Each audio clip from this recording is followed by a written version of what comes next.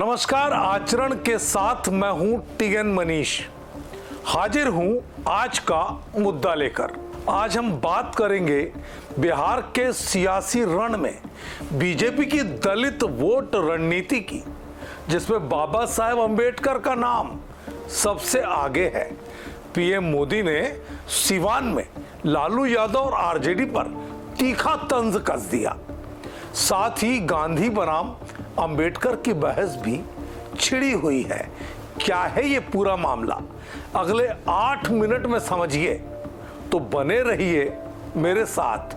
और सबसे पहले सुनिए मोदी ने सिवान में लालू पर आखिर क्या तंज कसा। बिहार के सिवान में पीएम नरेंद्र मोदी ने आरजेडी पर जमकर निशाना साधा। उन्होंने कहा, आरजेडी वाले बाबा साहेब की तस्वीर पैरों में रखते हैं और मैं उन्हें दिल में रखता हूं। ये बयान सीधे लालू प्रसाद यादव और उनकी पार्टी पर तंज था।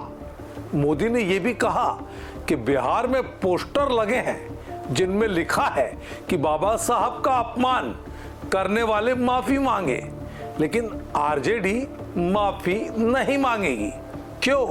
क्योंकि मोदी के मुताबिक आरजेडी के मन में दलित, महादलित और पिछड़ों के लिए कोई सम्मान नहीं है। ये बयान बिहार चुनाव में दलित वोटों को साधने की बीजेपी की रणनीति का सीधा हिस्सा है। बिहार में दलित वोटर तकरीबन 16% हैं और बीजेपी बाबा साहेब के नाम पर उन्हें अपने पाले में लाना चाहती है। लेकिन सवाल यह है, क्या यह सिर्फ सियासी बयानबाजी है या बीजेपी की नीतियां भी दलित हितों को मजबूत करती है? बीजेपी की रणनीति साफ है, बाबा साहेब अंबेडकर को केंद्र में रखकर दलित वोटरों को लुभाना। भारत रत्न से लेकर अंबेडकर सर्किट, भीम ऐप और संविधान दिवस तक केंद्र सरकार ने बाबा साहेब की विरासत को बड़ा प्रतीक बनाया है। अंबेडकर उत्कृष्टता केंद्र और सामाजिक नवाचार मिशन जैसी योजनाएं भी दलित युवाओं को सशक्त करने का दावा करती है। आखिर ये दावे जमीन पर कितने मजबूत हैं, ये एक बड़ा सवाल है। इस पूरे मामले में विपक्ष एक सुर एकजुट है। विपक्ष का आरोप है कि बीजेपी का ये महज दिखावा है। आरजेडी और कांग्रेस कहते हैं बीजेपी बाबा साहेब का नाम तो लेती है, लेकिन दलितों पर अत्याचार और आर्थिक असमानता के मुद्दों पर चुप्पी साध लेती है। बिहार में दलित वोटरों का झुकाव पहले आरजेडी और नीतीश की जेडीयू की तरफ भी रहा है। ऐसे में क्या बीजेपी का ये दाव कामयाब होगा? बिहार चुनाव के बीच अंबेडकर जब आते हैं तो बात गांधी और अंबेडकर के वैचारिक जंग की भी होती है। 1955 में बीबीसी को दिए इंटरव्यू में बाबा साहेब ने गांधी की तीखी आलोचना की थी। उन्होंने कहा, गांधी युग निर्माता नहीं, सिर्फ एक प्रकरण थे। अंबेडकर का मानना था कि गांधी ने हरिजन और गुजराती अखबारों में दोहरी भूमिका निभाई, अंग्रेजी में जाति का विरोध और गुजराती में रूढ़िवाद का समर्थन।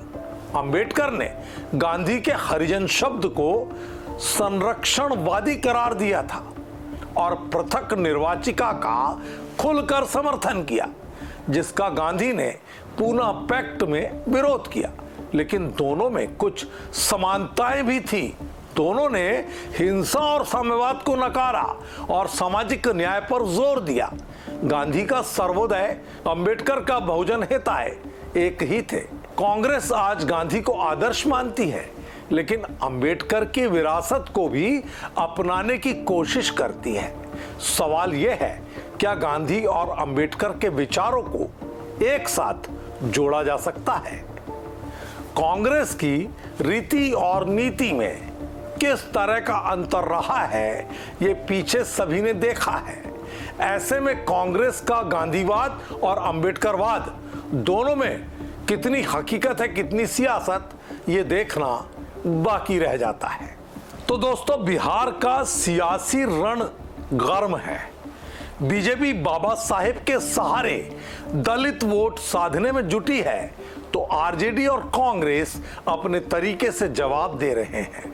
गांधी और अंबेडकर की बहस आज भी प्रासंगिक है, क्योंकि ये सिर्फ दो शख्सियतों की नहीं बल्कि सामाजिक न्याय की लड़ाई है। ऐसे में ग्वालियर हाईकोर्ट में जारी अंबेडकर मूर्ति विवाद, मध्य प्रदेश में बीजेपी की सरकार, न्यायिक प्रशासन के लिए दलित समाज का लंबा होता इंतजार, ये सब है। और बिहार में भारतीय जनता पार्टी का जागता अंबेडकर प्रेम। तो आखिर कहां सियासत है, कहां हकीकत, ये भी देखना अभी बाकी है। तो इस पूरे मसले पर आप क्या सोचते हैं? क्या बीजेपी का दाव कामयाब होगा? गांधी और अंबेडकर में से कौन ज्यादा प्रासंगिक है? और आज की स्थिति में अंबेडकर को लेकर उनके अनुयायी सहित तमाम संगठन कितने उनके हैं और कितने अपने स्वार्थ के, इस पर मनन करिएगा, चिंतन करिएगा। और कमेंट बॉक्स पर वीडियो पसंद आए तो लाइक, शेयर, सब्सक्राइब अवश्य कीजिएगा। आज के मुद्दे में इतना ही।